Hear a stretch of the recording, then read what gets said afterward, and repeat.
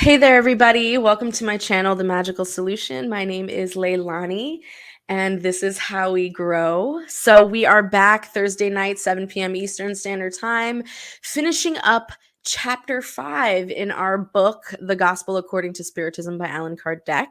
So chapter 5 was a really meaty chapter. Remember, it had a lot of juicy subjects in there, and some of those subjects are super triggering. But we're working our way through it, and we had to stop halfway through because it's a meaty, chapter, and we are now picking it up again. So let's get to it because we don't want to waste any time. The subcategory that we are in now on chapter 5 is the Spirit's teachings, and it is called To Suffer Well or Badly. So when Christ said, "Blessed are the afflicted, for theirs is the kingdom of heaven," he was not referring to those who suffer in general, since everyone on earth suffers, whether upon the throne or upon straw. But alas, few suffer well. Few understand that when trials that are borne well can lead them to the kingdom of God. Discouragement is a fault. God refuses you consolation because you lack courage. Prayer is a support for the soul, but it is not enough. It must be based on a living faith in God's goodness. You have often been told that God does not put heavy burdens on weak shoulders. The burden is proportional to the strength, just as the reward will be proportional to the resignation and to the courage. The reward will be greater than the affliction is painful. However, one must merit that reward, and that is why life is full of tribulations. So when he says, that the reward will be proportional to resignation and courage, he's also referring to sacrifice. Like the bigger the sacrifice, and the bigger you face that sacrifice and you face that trial with courage, then the bigger the reward. So that's what he meant by that piece. The soldier who is not sent to the front is discontent because the repose of the barracks does not bring him a promotion. So then be like the soldier and do not desire a repose in which your body would weaken or your soul would become numb. Be content when God sends you into battle. This battle is not of gunfire, but the bitterness of life, where sometimes more courage is needed than in bloody combat, since those who refrain firm before the enemy might weaken under the duress of mental pain. Humans are not rewarded for this kind of courage, but God reserves victory laurels and a glorious place for them. When a reason for trouble or vexation touches you, try to lift yourselves above it. And when you have managed to control the impulses of impatience, anger, or despair, say to yourselves with justification and satisfaction, "I was the stronger." Blessed are the afflicted. May be translated thusly: blessed are those who have the opportunity to test their faith, firmness, perseverance, and submission to God's will, for they will receive 100 times the joy they lacked on earth, and after labor will come repose. This was a quote by the Spirit Lacordaire from Havre in 1863. Evil and its remedy. That's the next subcategory. Evil and its remedy. Let's see. Is your earth then a place of joy, a paradise of delights? Does not the voice of the prophet resound any longer in your ears? Did he not proclaim that there would be weeping and gnashing of the teeth for those who are born into the valley of pain? You who have gone to live there must therefore expect burning ears and bitter suffering. But no matter how acute or deep your suffering may be, look upon to heaven and bless the Lord for having willed to test you. Oh, people, Do you acknowledge power of your master only when he has healed the sores of your body and crowned your days with beatitude and joy? Do you acknowledge his love only when he has adorned your body with all sorts of glorious and has resorted to brilliance and purity? You must imitate the one who was given to you as the example. Having reached the ultimate degree of abjection and misery, and while laying upon the dung heap, he said to God, Lord, I have known all the joys of opulence, and you have reduced me to the most absolute misery. Thank you, thank you, thank you, my God, for having willed to test your servants so. Babe, are you waiting outside my door? Oh, okay. I could have sworn I heard you like sniffling or something. It was super distracting. Sorry. Sorry, guys. Oh my God, that's embarrassing. Okay. How long will your gaze remain fixed upon the horizons of limited by death? When will your soul finally desire to leap beyond the limits of the grave? Even if you had to weep and suffer an entire lifetime, what would that be when compared to the eternal glory reserved for those who have endured their trials with faith, love, and resignation? So, seek consolation for your ills in the future that God has prepared for you, and seek the cause of your ills in the past. And you, who suffer the most, consider yourselves the blessed of this earth. In your state of discarnates, when you were gliding through space, you yourselves chose your trial because you believed you were strong enough to bear it. So why complain now? You have asked for riches and glory. It was for bearing the struggle of temptation and overcoming it. You who acts to struggle in body and soul against moral and physical evil, it was because you knew that the harder the trial, the greater and more glorious the victory would be, and that if you emerged triumphant, even if your body were thrown onto a dung heap and death, it would release a soul with unblemished radiance, made pure by the baptism of expiation and suffering. What remedy, therefore, is recommended for those who are attacked by cruel obsessions and excruciating ills? Only one is infallible: faith, turning your gaze towards heaven.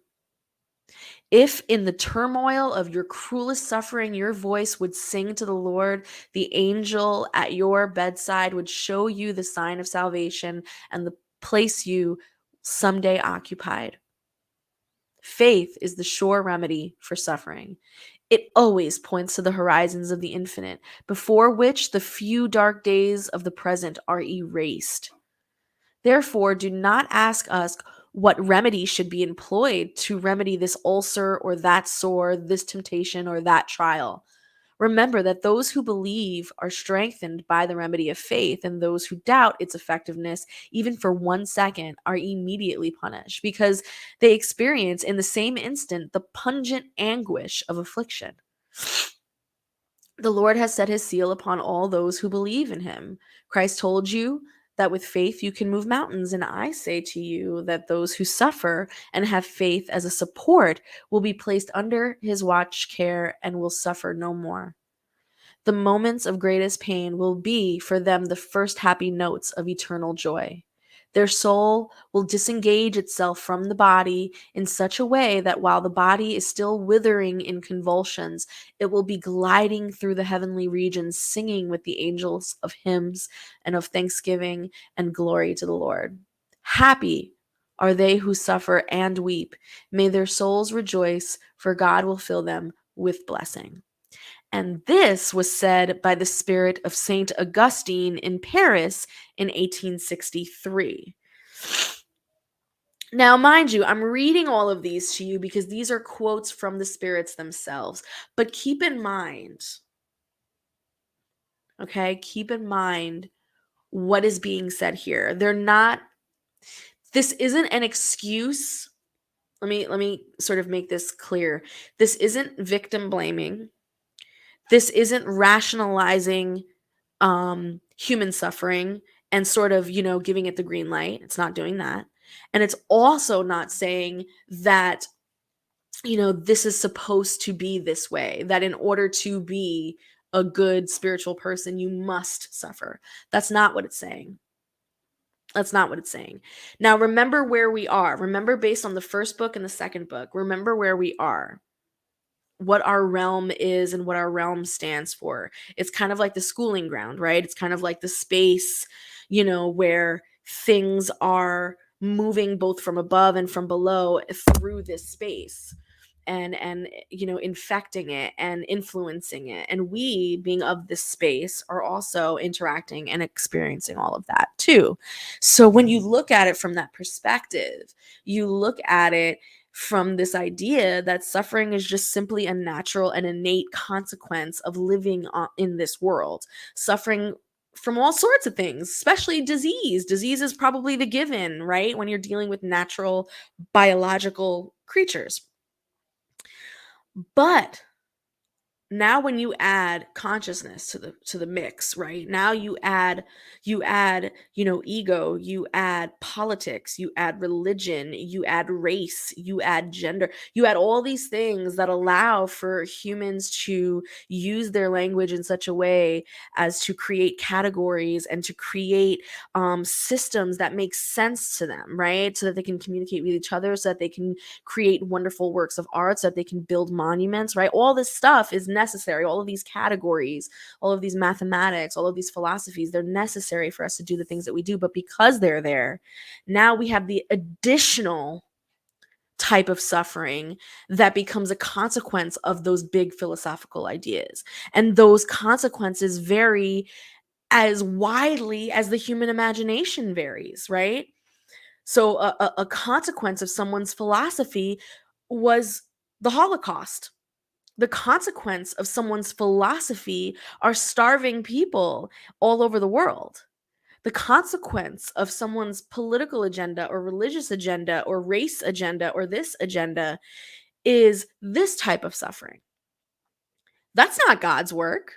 Let's not get that twisted. That's man's work. That's man's suffering. That's man putting man through suffering. That's humanity inflicting suffering upon itself. And that in and of itself is a crime. And that in and of itself is its own type of evolution that needs to occur, right? So what they're talking about here is the natural kind of suffering. It's the suffering that we can't escape from. And in those instances, it's almost a blessing, because now you're being tested. It's like, do I have this faith? Do I have this hope? Do I have this in place to help me get through this particular illness or this particular thing or this particular whatever?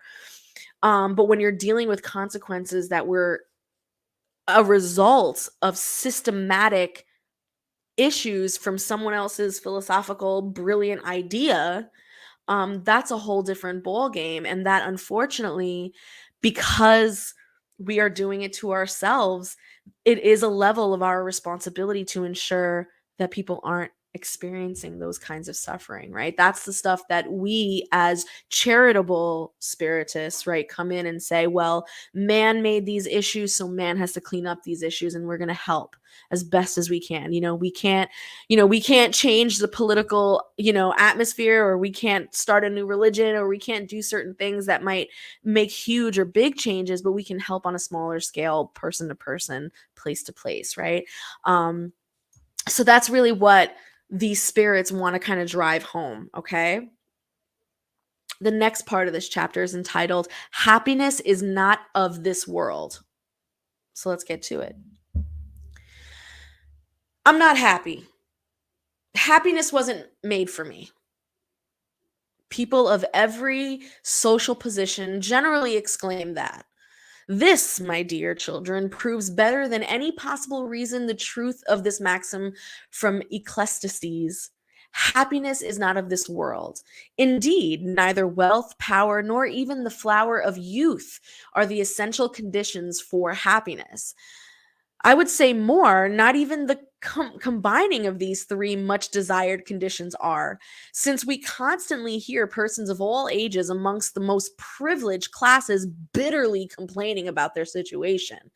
Faced with such a fact, it is inconceivable that the working and militant classes envy with such avarice the position of those whom fortune seems to have favored.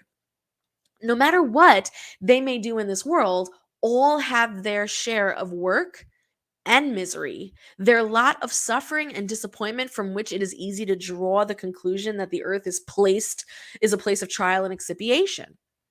So then, those who preach that the earth is humans' only home, that it is only there and in only one lifetime that they are permitted to reach the highest degree of happiness that their nature will allow, are deluding themselves and are deceiving those who listen to them, since it has been demonstrated through many centuries of experience that this globe entails only, in an exceptional cases, the conditions needed for an individual's complete happiness.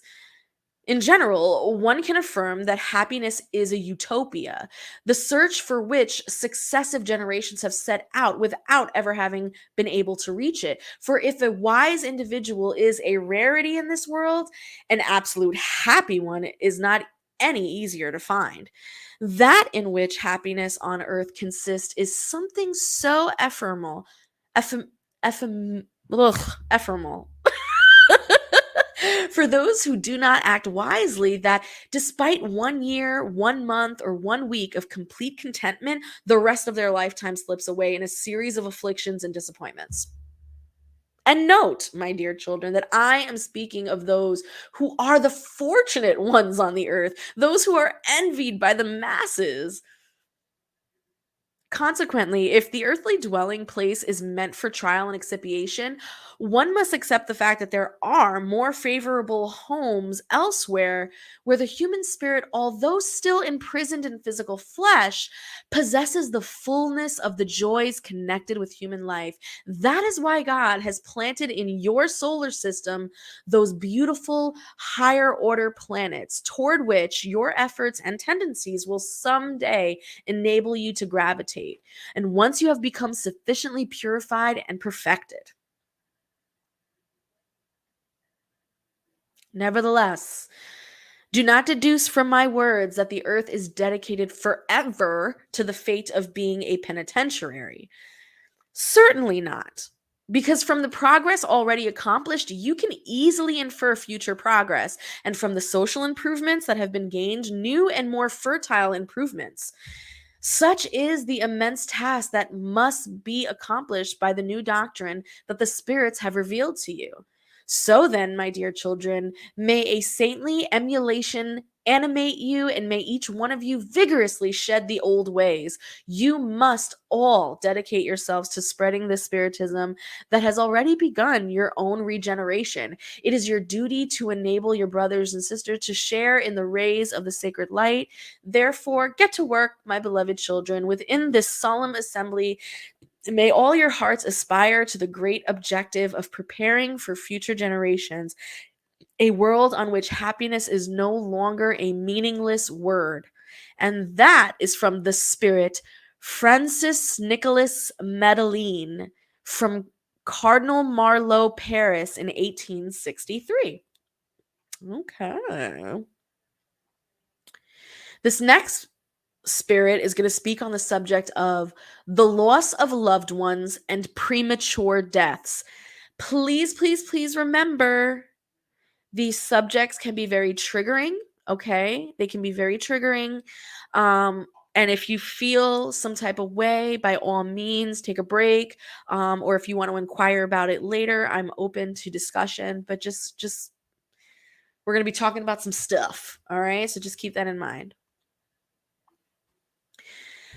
When death comes to reap a harvest in your families, indiscriminately taking the youngest before the oldest, you often say, God is not just, since he sacrifices the one who is strong and has a great future while preserving those who have already lived many years full of disappointment. taking those who are useful and leaving behind those who no longer are, and breaking a mother's heart by depriving her of the innocent creature that was her whole joy. Humans. It is in this matter that you must lift yourselves above the commonplace thoughts of life in order to understand that the good is often where you believe you are beholding evil, and providential wisdom is where you believe you are beholding the blind fatalism of destiny. Why do you measure divine justice according to your own? Do you think the Lord of worlds inflicts you with cruel punishments out of mere caprice?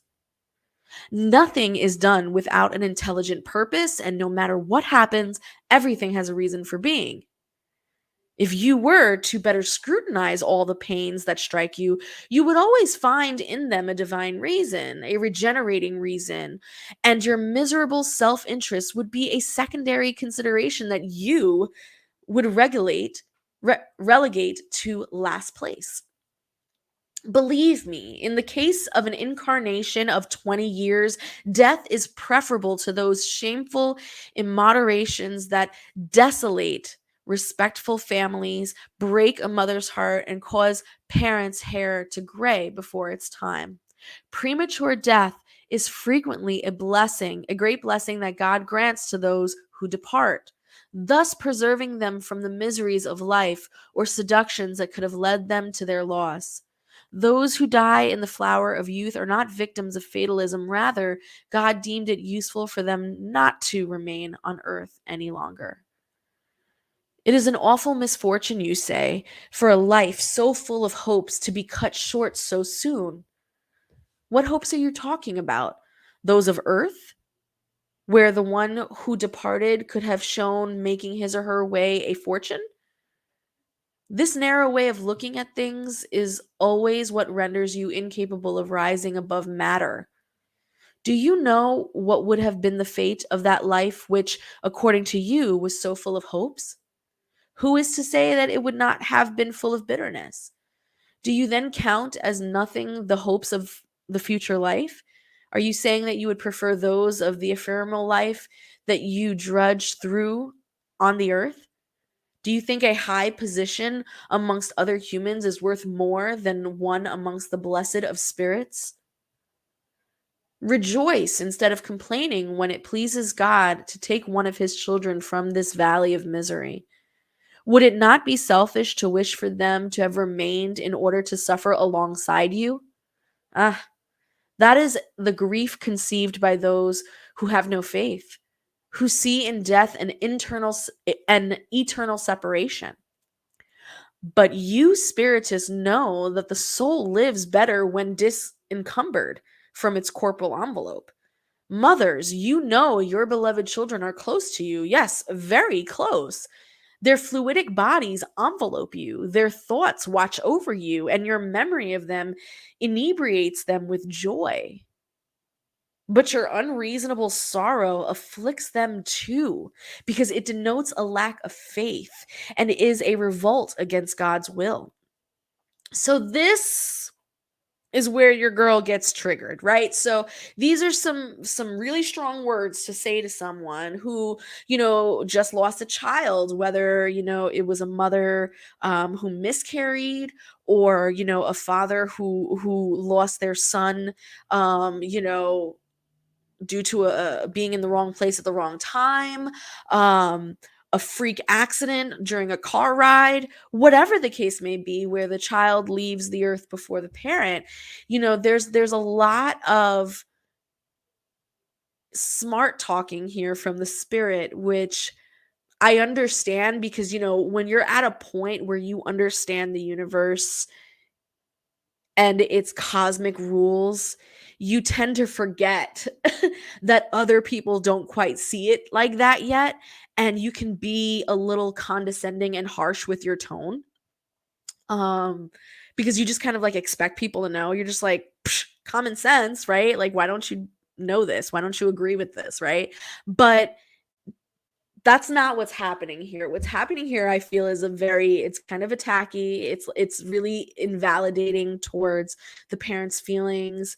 Um, We get it. Yes, we get it. A spirit who is incarnate, a spirit who has removed themselves from the material desires, are living in such an existence of bliss that to think to yourself when someone dies that, oh my gosh, I miss them. This is horrible. They had such a future. They had this, they had all these thoughts about them living in this world literally doesn't make any sense, because living in the world of spirit detached from material is so blissful and on like another level, right? And so that's what the spirit is saying. The spirit is like, yo, you guys are wasting your time grieving. You guys are wasting your time coming up with these ideas of the shoulda coulda wouldas of this person's life.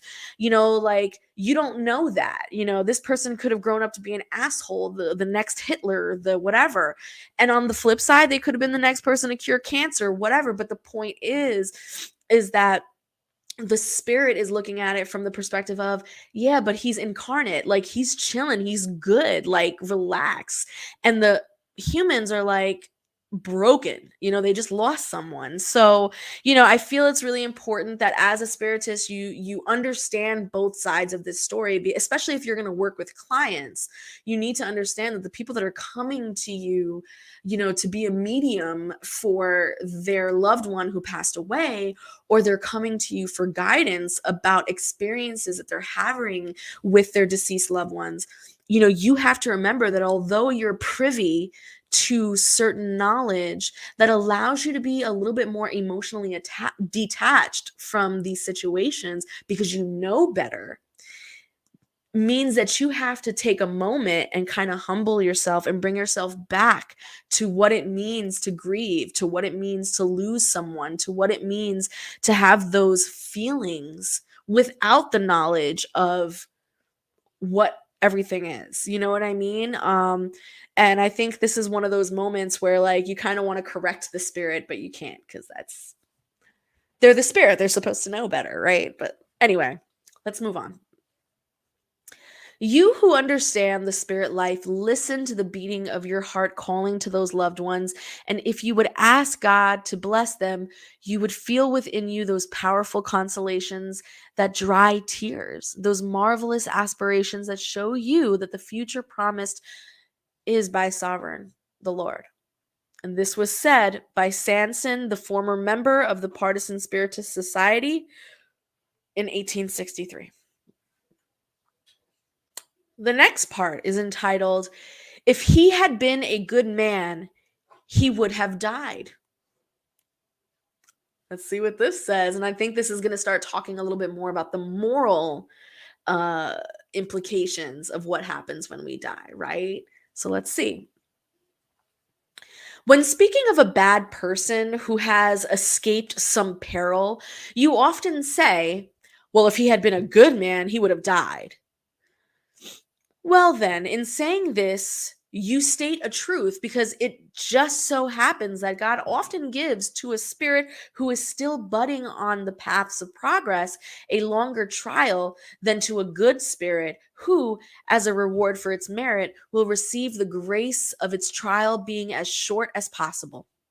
Consequently, whenever you use the axiom, have no doubt that you commit a blasphemy. Oof, ouch.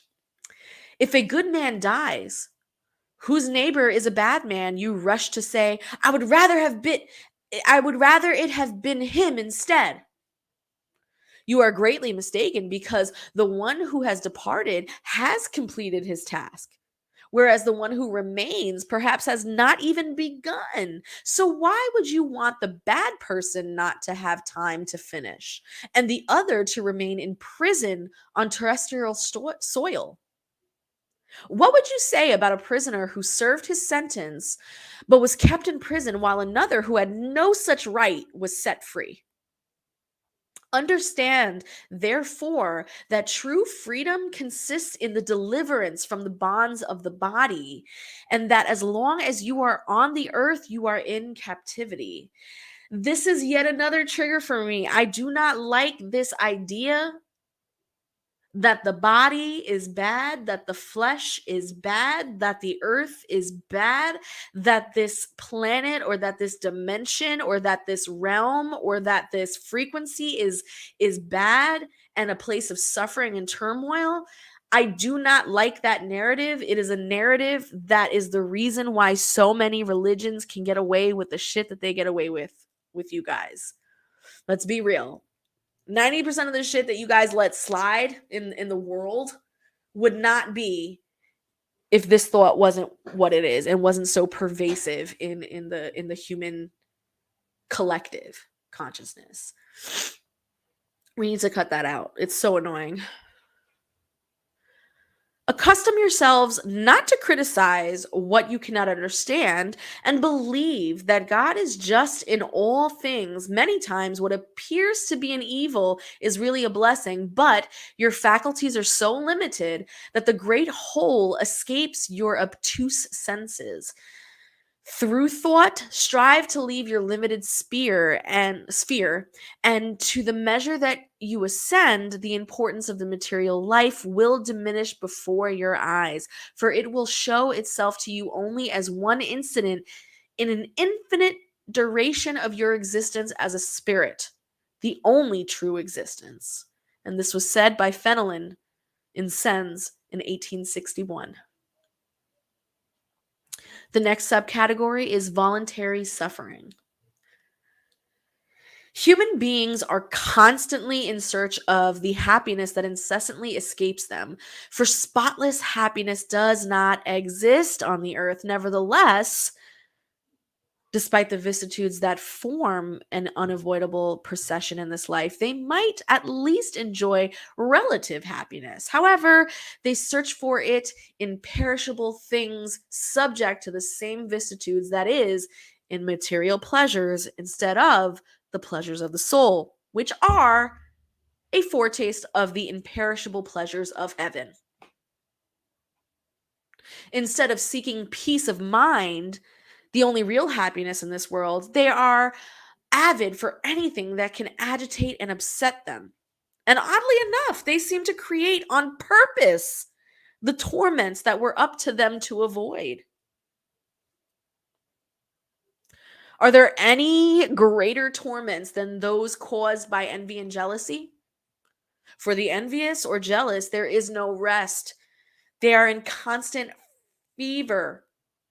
What they do not have and what others do have caused them insomnia. The successes of their rivals make them giddy. Their emulation is exerted only to eclipse their neighbors. All their joy consists in inciting in those as senseless as themselves, the raging jealousy they themselves possess.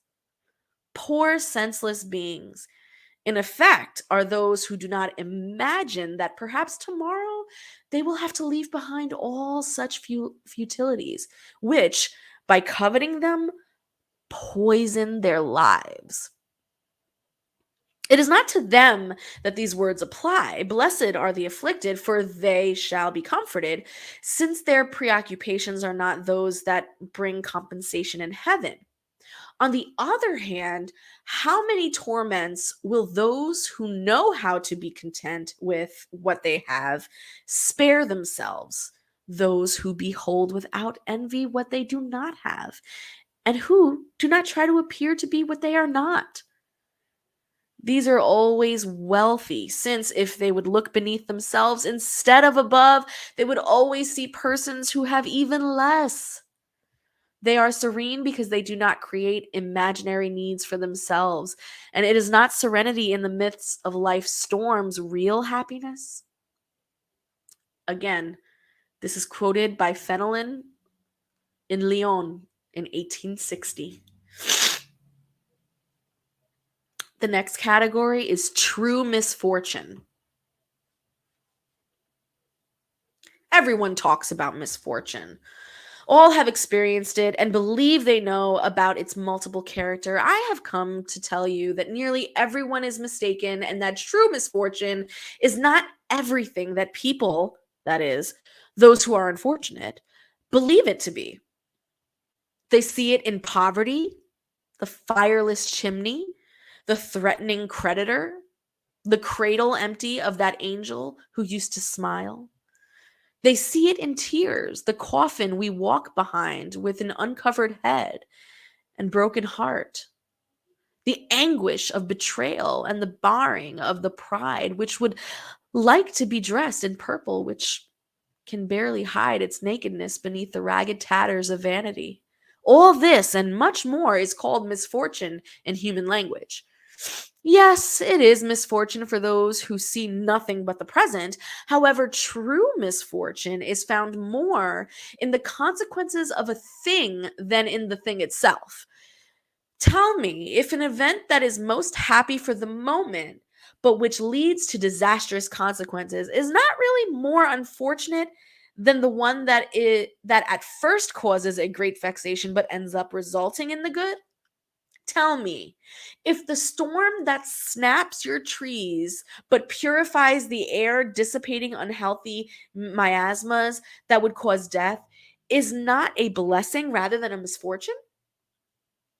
In order for one to judge something, one must look at the consequences. And that is why, in order to determine what is really fortunate or unfortunate, one must be transported beyond this life, because it is there that the consequences will be felt. Hence, everything that is called unhappiness, according to your short sightedness, ends with corporal life and finds its compensation in the future life. I will reveal misfortune to you under a new form, under a beautiful and colorful form that you will desire and welcome with all the strength of your deluded souls. Misfortunes are the joy, the pleasure, the turmoil, the empty agitation, and the insane satisfaction of vanity that silence the conscience, oppress the action of thought, and confuse people with their future. Misfortune is the opium of the forgetfulness that you ardently desire. Have hope, you who weep. Tremble, you who laugh because your body is satiated. We do not fool God. We do not dodge our destiny. And the trials, those creditors more pitiless than the wolf pack let loose by misery, are watching your illusory repose to plunge you suddenly into the agony of true misfortune, the kind that surprises the soul, indolent through indifference and selfishness. May Spiritism enlighten you and reestablish truth and error in their true light after having been so strangely deformed by your blindness. Then you will act like brave soldiers who, instead of running away from peril, prefer the battles of brave combat to the peace that will bring them neither glory nor promotion. What does it matter to the soldier to lose his weapons, equipment, and uniform in the fray as long as he emerges as the victor and covered with glory? What does it matter to those who have faith in the future to leave their riches and their mantle of flesh upon the battlefield of life, provided that their soul enters radiantly into the heavenly kingdom? And that was a quote by Delphine de Girardin in Paris in 1861. The next part is entitled Melancholy. Do you know why a vague sadness sometimes weighs upon your hearts and makes you find life so bitter? It is your spirit, which aspires to happiness and freedom, and which, bound to the body that serves as its prison, exhausts itself in vain efforts to escape. However, seeing that such efforts are useless, it falls into despondency, and the body, bearing the spirit's influence, sluggishness, dejection, and a kind of apathy seizes you, and you find yourself unhappy. Believe me, and strongly resist these feelings that weaken your willpower. The yearnings for a better life are innate in the spirit of all humans, but do not seek them in this world. And nowadays, as God is sending his spirits to instruct you about the divine happiness reserved for you, patiently await the angel of deliverance who will help you break the bonds that hold your spirit captive.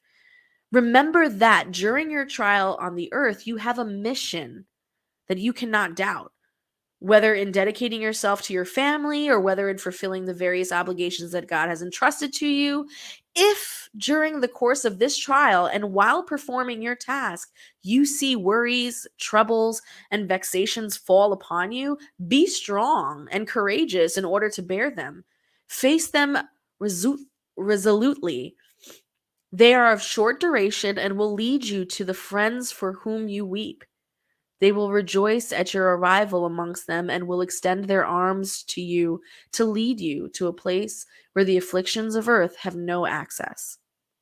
And this was a quote by the spirit Francis de Genevieve in Bordeaux. It doesn't have a year, though. The next part is entitled Voluntary Trials, True Sackcloth. You ask if it's permissible to mitigate your trials. This question leads to these. Is it permissible for those who are drowning to save themselves? For those who have a thorn to remove it? For those who are ill to call a doctor? Trials are meant to engender intelligence as well as patience and resignation. Individuals may be born into a painful and difficult situation precisely to make them search for the means of overcoming it. The merit consists in bearing without complaint the consequences of the ills that cannot be avoided, in persevering in the struggle and in not becoming desperate if unsuccessful, but without giving into indifference, which would be laziness more than virtue. This question, of course, leads to another. Since Jesus said, "Blessed are the afflicted," is there any merit in seeking afflictions, thereby increasing trials by means of voluntary suffering? To this, I will respond very clearly. Yes, there is great merit. If such suffering is privations are meant for the good of one's neighbor, because it is charity through sacrifice, and no, if they are meant only for the good of oneself, because it results from selfishness, selfishness and fanaticism. Meaning, if you're going to sort of add brownie points to your to your trials here on earth by engaging in charitable acts that require a lot of suffering and sacrifice, you must do that because you're doing it for the purpose of your neighbor and for the well-being of your neighbor. You're not doing it because you want to get brownie points and add to the trials of your lifetime so that you can be alleviated faster. That's not how that works. It has to come from true, honest heart work. And this is why this what it is that we do is not for everyone, because there are just some people who are not there yet, and that is okay. That is okay. A big distinction must be made here. As for you personally, be content with the trials that God sends you and do not increase their burden, which is often already so heavy. Accept them faithfully without complaining. That is all God asks of you. Do not weaken your body with useless privations and purposeless mortifications, because you have need of all your strength in order to fulfill your mission of labor on the earth. Intentionally torturing and martyring your body is an infringement on the law of God, who has given you the means of nourishing and strengthening it. To needlessly weaken it is true suicide. Use it, but do not abuse it. Such is the law. The abuse of the best things brings its punishment in unavoidable consequences. So he is talking here, he's addressing mystics specifically, because it is very common in sort of these mystical traditions, very aesthetic traditions, to engage in sort of deprivation activities in order to put oneself into a higher consciousness. And these depravities can be things such as fasting, or, whipping yourself, or staying up multiple nights, praying, um, you know, bending down on your knees on a bed of rice or rocks, walking on hot coals. All of these things are considered mystic aesthetic practices that put people in an altered state of consciousness to connect with God. And what the Spiritist is saying here is that God has already given you everything you need to strengthen your body. And if anything, what God wants is for you to strengthen your body, to take care of your body, to not abuse your body. These activities that you are engaging in to, put yourself in an altered state of consciousness in order to get closer to God is not necessarily necessary. They are tools, but they shouldn't be done in a way that mortifies the body, because there is a certain acceptance here.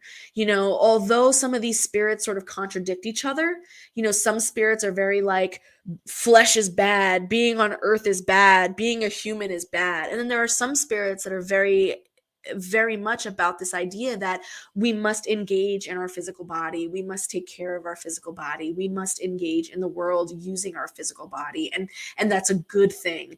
And that's why we must take care of it, and that's why we must treat it as a temple. So again, it really depends on your point of view, but the majority of spiritists usually believe in the latter. Just saying. The suffering that one imposes on oneself for the relief of one's neighbor is something else. If you endure cold and hunger in order to warm and feed someone who is in need, and if your body suffers because of it, it is then a sacrifice that is blessed by God. You who leave your fragrant homes to go to an infected hovel to bring consolation, you who dirty your delicate hands to treat wounds, you who lose sleep to watch over the bedstead of a sick person who is only your brother or sister in God. In short, you who use your health in the practice of good deeds, that is your sackcloth, the true sackcloth of blessing. For the pleasures of the world have not shriveled your heart. You have not slept in the bosom of the voluptuous enervations of wealth, but have made yourselves into consoling angels for the disinherited poor. But you who retire from the world in order to avoid its seductions and to live in isolation, what is your usefulness? Where is your courage in trials, since you run from the struggle and desert the fight? If you want sackcloth, apply it to your soul and not your body. Mortify your spirit and not your flesh. Whip your pride. Receive humiliation without complaint. Flog your selfishness and harden yourselves against the pain of insult and slander, more pungent than bodily pain. This is the true sackcloth, whose wounds will be taken into account because they will testify to your courage and submission to God's will. So again, this is the idea of, you don't need to whip yourself. Whip your spirit instead. Put your spirit through the trials. Elevate your spirit in that way. That's where the true sacrifice comes in, right? And that was a quote from Allan Kardec's guardian angel in Paris in 1863. This next quote is entitled, "Should we put an end to our neighbor's trials?" ? Let's see. Should we put an end to our neighbor's trials if we can, or should we, out of respect for God's designs, let them take their course? And that's a great question. So let's think about it.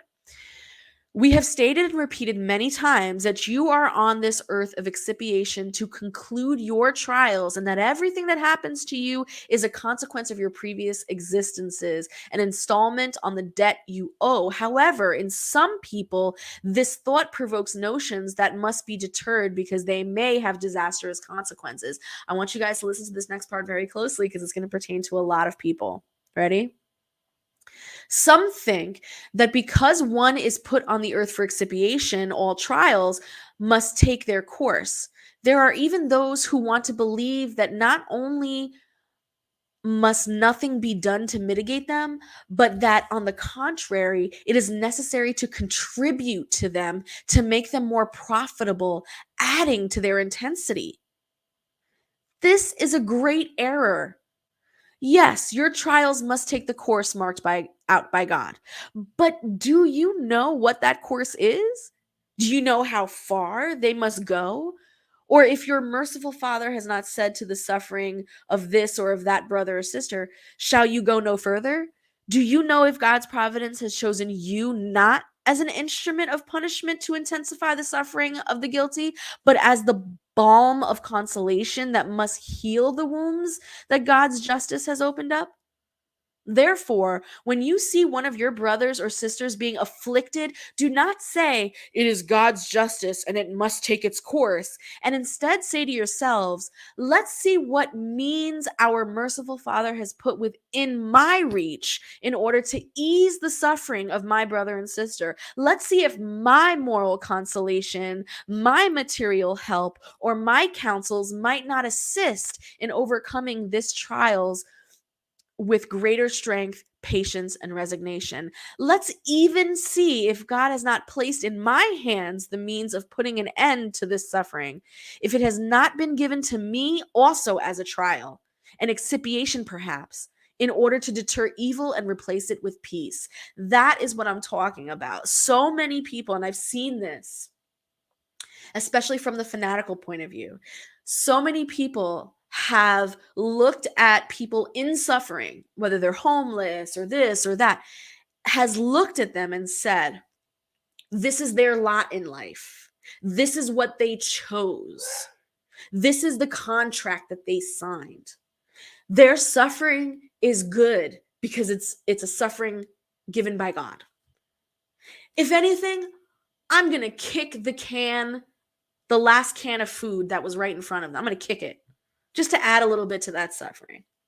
I'm going to pass laws and legislations to make it more difficult for the homeless to find homes. I'm going to do X, Y, and Z, right? To make it more difficult, to add to their expiation, so that when they do leave Earth, their spirit will be that much more purified, and that will be my good deed. I've literally heard that. That's like an actual thing, you guys. And I'm here to tell you that this type of spiritual practice does a really good job of saying that that's not where it's at. That's not how this works. Sure, your spirit prior to life has wanted certain trials, has signed certain contracts, has agreed to certain things, and is engaging in those things for sure. But our purpose is to elevate. It's to eventually come out of this place. Everyone. And so if you see your fellow brother or sister suffering, it is your duty, knowing that it's everyone must do that, and we have to, and the only way to do it is together. Your only reaction should be, how do I fix this? How do I help? What can I do? It should not be, yeah, that's what they chose. Like, are you kidding me? Right? Oh my God, y'all. I can't. I've heard it. But let's keep going, because I've also heard the opposite. And some of y'all need to hear this one too. But we'll get there when we get there. Hold on. Let me keep reading. Therefore, always mutually help one another in your respective trials, and never regard yourselves as instruments of torment. Such a thought should be revolting to every man and woman of heart, especially to all spiritists, because spiritists, better than anyone else, should understand the infinite extent of God's goodness. Spiritists ought to believe that their entire life should be an act of love and devotion, that no matter what they may do to oppose the Lord's wishes, his justice will take its course, and therefore they can fearlessly make every effort to mitigate the bitterness of expiation, but only God can shorten or prolong it as he deems fit and necessary. Would there not be great pride on the part of humans in believing themselves to have the right, so to speak, to twist the knife in the wound, to increase the dose of poison in the heart of someone who is suffering under the pretext that it is his or her expiation. Ugh. Always regard yourselves as instruments chosen to make the suffering stop. To summarize, all of you on the earth for expiation, but all of you without exception must employ all of your efforts to mitigate your neighbor's expiation according to the law of love and charity. And this was said by the spirit Bernardine, a protector spirit of Allan Kardec in Bordeaux, France in 1863. Now, on the flip side, here's the flip side to that crazy thought. The flip side is people taking their spiritism so much to a fanatical point that now they believe that they are the savior of not only their spiritual expiation, but those of the people around them and their suffering. That's where it gets really kooky, because you start to see many spiritists feeling almost having like a God complex, and coming into inserting themselves into situations to sort of become a martyr or to be a savior or to just sort of insert themselves in places that maybe is not safe for them to insert themselves, or maybe is not their place to insert themselves.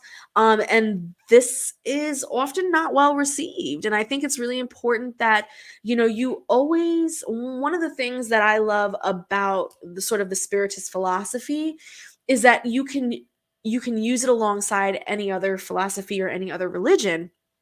And I tend to use mine alongside my alchemical hermetic traditions. And what that means for me is balance. It's being in the middle. It's being in the center. It's always maintaining that equilibrium, that homeostasis, right? And so, you're not here to either add to anyone's suffering, and you're not here to fix anyone's suffering, right? You are simply here to do the thing.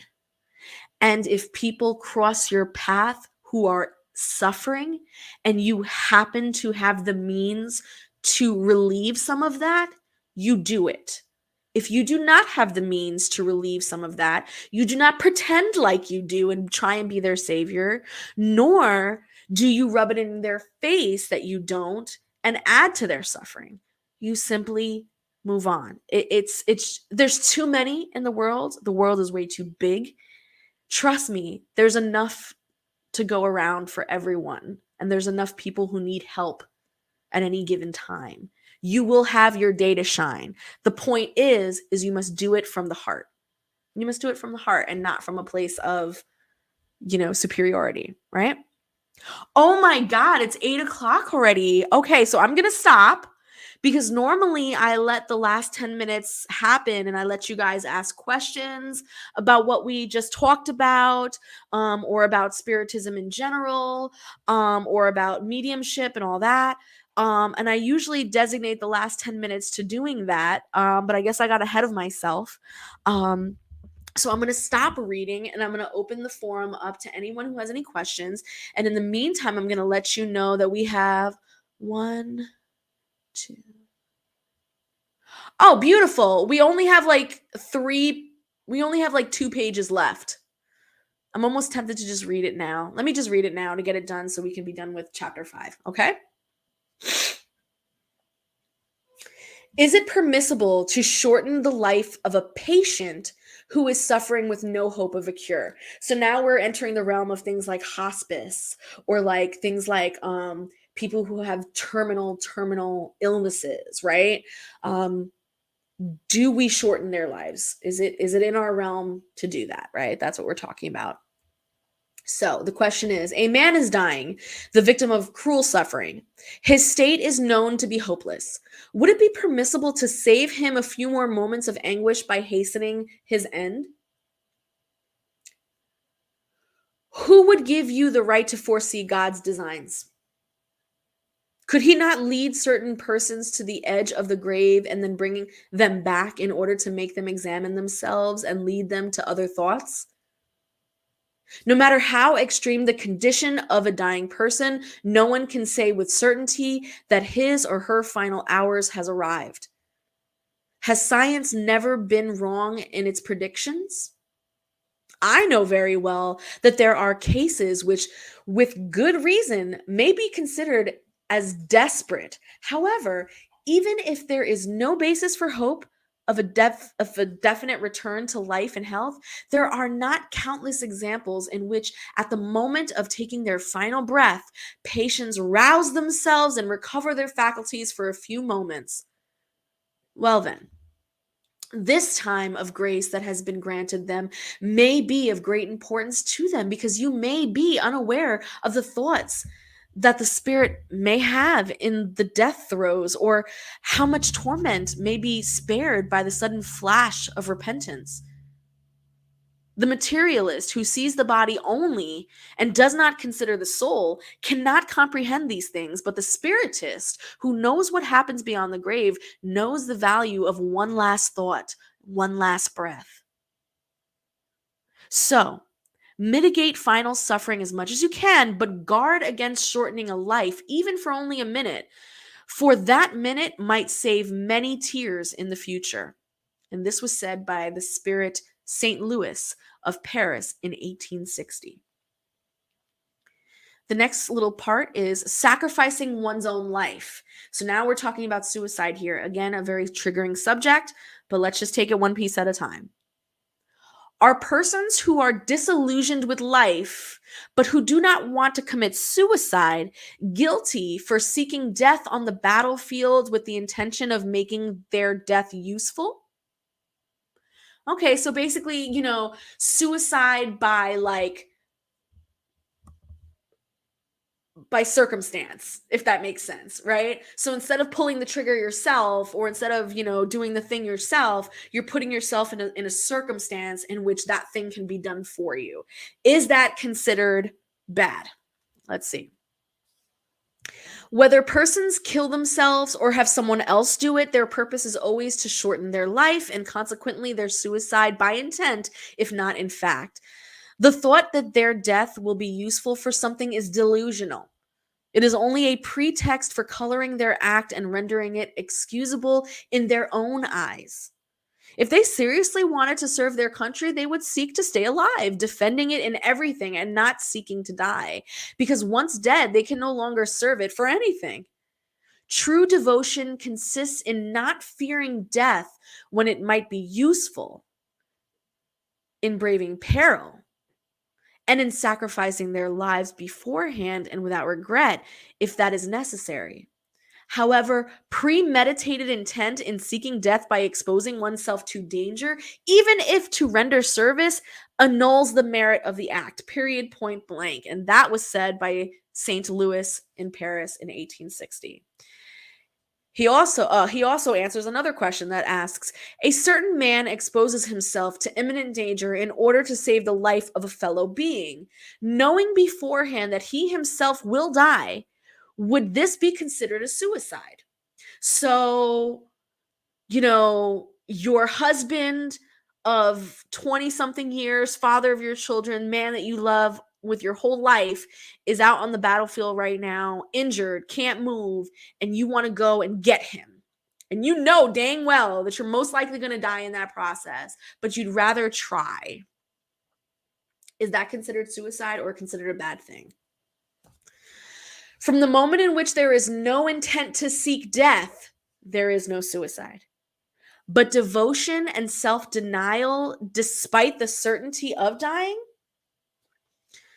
But who can be so certain? I mean, who can say that Providence has not reserved an unexpected means of salvation at the most critical moment?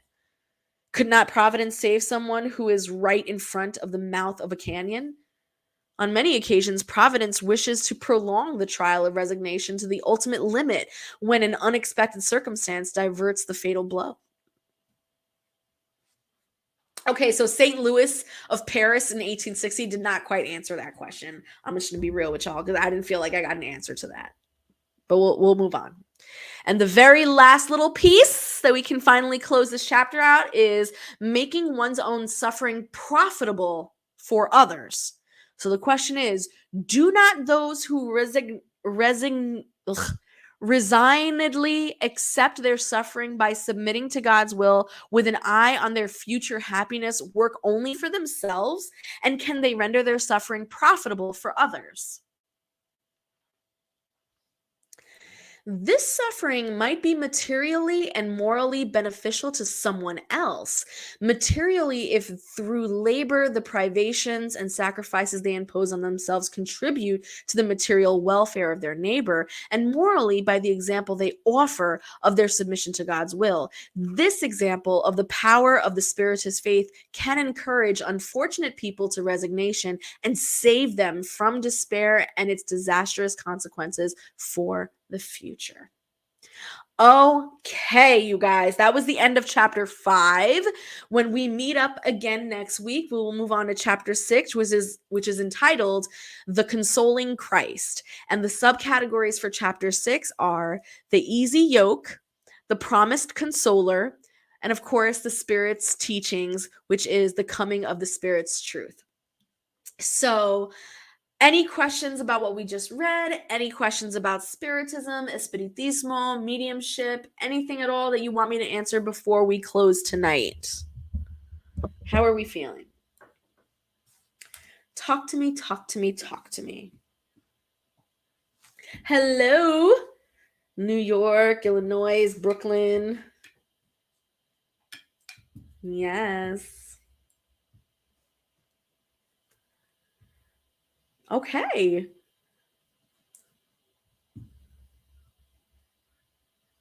Oh, Lady Rose, thank you so much for joining. And yes, yeah, it's clear. It's clear. I mean, it's clear. It's one of those things where I feel like a lot of the philosophy of the Spiritist movement is really like it's just fucking common sense, bro. Like it's one of those things where it's like I can't believe that we still need religions and philosophies and politics and governments to teach people how to be people. Like how do you not know that killing is bad? Like that, like you shouldn't murder someone for no reason or I don't know, steal or whatever. Like there's just certain things that you're just like, come on. And I think that this philosophy really does make it digestible for us to understand and to explain. All right, y'all. Well, have a beautiful, beautiful Thursday night. Please remember that on Friday nights, 7 p.m. Eastern Standard Time, I teach my Spiritism Intensive course. The Spiritism Intensive course covers everything from the history of Spiritism, Espiritismo, and the various forms of psychic mediumship. It talks about the various forms and the various philosophies that stemmed off of the spiritualist movements. It gets into the metaphysics, the physics, the biology, the metabiology, the physiology, all of that of your psychic medium faculties. And then it goes over the practices and the hygiene needed and required to be a psychic medium and all the stuff in between, right? So this intensive is pretty hardcore. There's 10 classes altogether. You can take each class individually. They are $45 per class. I do 2 sessions alternating Fridays so that you have 2 opportunities to take the same class over again in case you missed the first round. And yeah, it's a great class. The students are wonderful. Everyone's really smart. And it's one of those things where it helps to find community. It helps to find people just like you who are having the same experiences and the same kinds of questions to be answered and to be in a space with people who feel good like you. So Sania asks, what if you are a medium, but you're weak and not really strong enough to deal with spirits?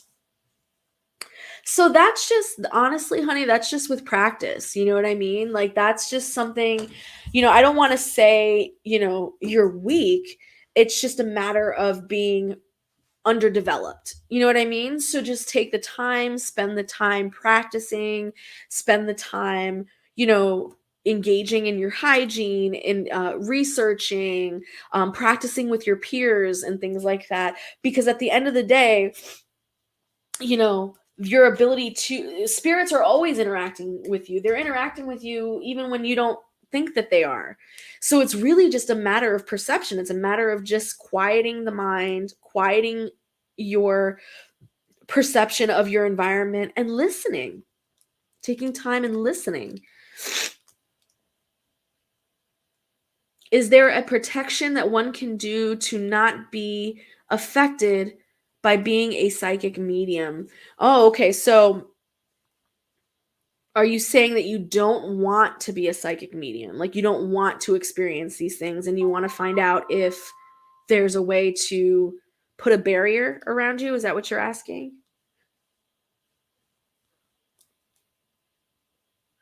Because ultimately what you're the whole question about getting more practice, the opposite goes with, you know, not engaging with your psychic abilities. Just don't engage them. The longer, it's like a muscle, the longer you avoid your faculties, you know, eventually they go quiet. They don't go away, they go quiet. You know what I mean? It becomes one of those things, they atrophy. That's the right word. They atrophy. So when you're ready to experience those faculties again, you simply have to re-exercise the muscle again. And it'll take a little longer because now you're older, you're more stuck in your ways, you're more stuck in your ideologies and your thoughts. So as you get older and as the years have gone by in which you ignored your spiritual faculties, it is going to be harder to just start learning at a later age. It's just the nature of the beast, right? But it can be done. Of course, lady. Thank you for being here. Word. All right, guys. I hope you have a beautiful Thursday night. Hopefully I will either see you on Friday or I will see you on Sunday. Please go to my website, www.themagicalsolution.com, to inquire about my classes, to inquire about readings. Like, comment, share, subscribe. You know what to do. I appreciate you all so much for hanging out with me, and stay blessed. Stay blessed. Have a beautiful night.